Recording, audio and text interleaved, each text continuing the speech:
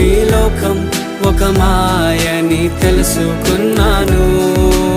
ఏది నా సొంతం కాదనుకున్నాను.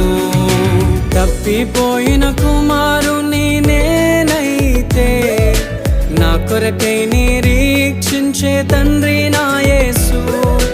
తప్పిపోయిన కుమారుని నేనైతే నా కొరకై నిరీక్షించే తండ్రి నా యేసు.